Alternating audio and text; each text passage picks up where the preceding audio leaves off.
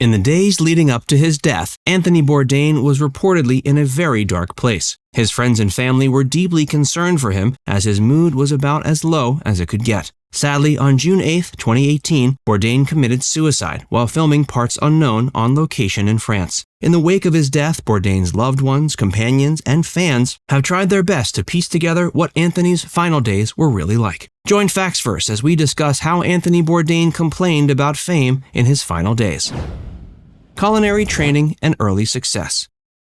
Anthony Bourdain developed a deep love for food in his youth, taking family vacations in France. It was there he tried his first oyster from a fisherman's boat. After graduating from Dwight Englewood School in Englewood, New Jersey in 1973, Anthony briefly enrolled at Vassar College but dropped out. While he was still attending the school, he worked at seafood restaurants in Provincetown, Massachusetts. Bourdain then enrolled at the Culinary Institute of America. After graduating in 1978, he went on to run several kitchens in New York City, including Sullivan's, the Supper Club, and 1 Fifth Avenue. In 1998, Anthony became an executive chef at the renowned Brasserie La Halle. The restaurant was based in Manhattan, but had several other locations in D.C., Tokyo, and Miami. He worked there for many years as executive chef, and even after he was no longer employed there, he maintained a cordial relationship with the establishment and its management team. In the mid-'80s, Bourdain had a piece he had written about a chef trying to score heroin in the Lower East Side, published in the literary magazine Between C and D. He then signed up for a writing workshop with Gordon Lish. This led to him receiving a small book advance from Random House in 1990. He published his first book, a culinary mystery called Bone in the Throat, in 1995.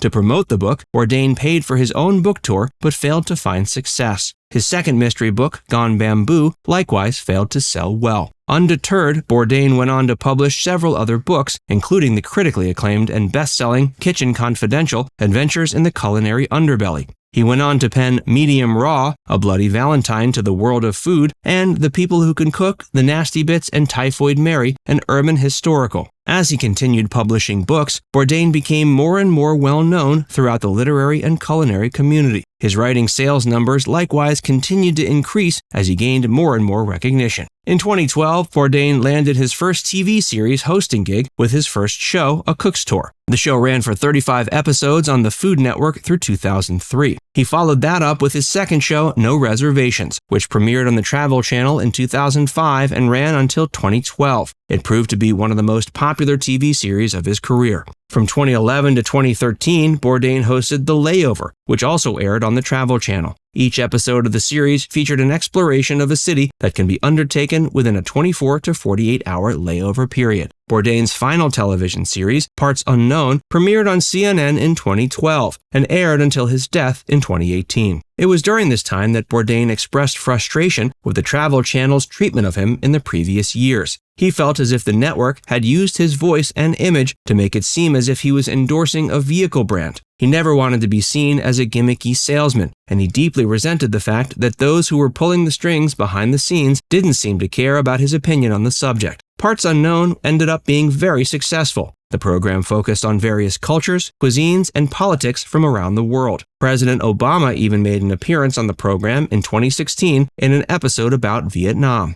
Before we tell you more about Anthony's final days, be sure to give this video a like and subscribe to Facts First if you haven't already. A new book sheds light on Bourdain's final days.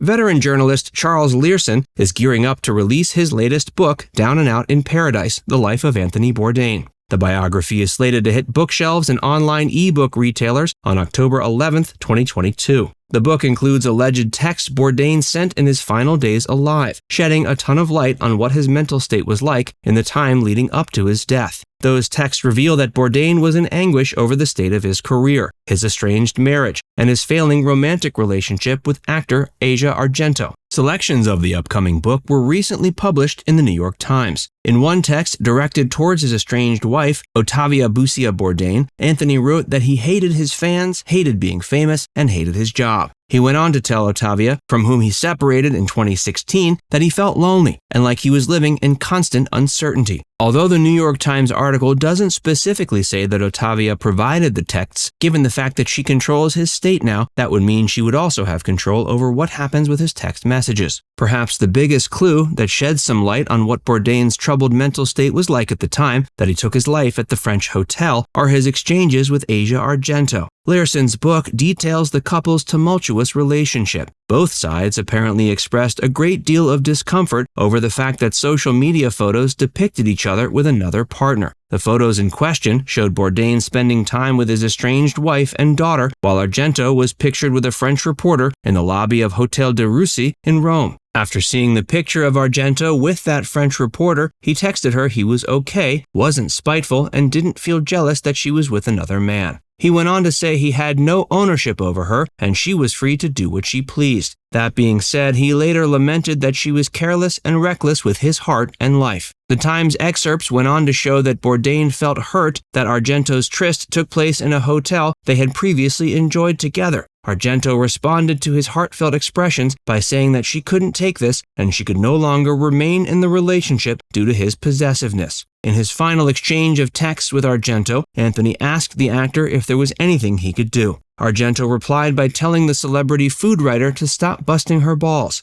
Bourdain replied with a simple "okay," and just hours later, he hanged himself in his room. The Times article discussed how the book has already come under fire from Bourdain's family, former colleagues, and friends. His brother, Christopher Bourdain, sent the book's publisher, Simon & Schuster, 2 emails in August calling the book a hurtful and defamatory work of fiction. The publisher responded to Christopher's concerns, stating they didn't believe the book contained any defamatory information and that they stood by their decision to publish. Argento told the Times she had yet to read the book and that she explicitly told its author not to publish anything she had said to him. Another interesting tidbit included in the book is the claim that Bourdain paid a sum of $380,000 to musician and actor Jimmy Bennett, who claimed he had a sexual relationship with Argento when she was 37 and he was 17. According to the book, Bennett had sought $3.5 million in damages. Now it's time to hear from you. What's your favorite memory of Anthony Bourdain? Let us know in the comments section below. And before you go, make sure you give this video a like and subscribe to FactsVerse if you haven't already. Click the bell icon to stay updated on all our latest content.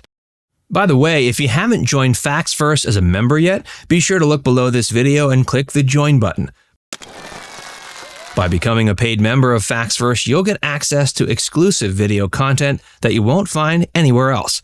This includes some of our more mature content that isn't suitable for public audiences, which includes topics like Hollywood actresses who posed for Playboy and some of the steamiest moments in movie history.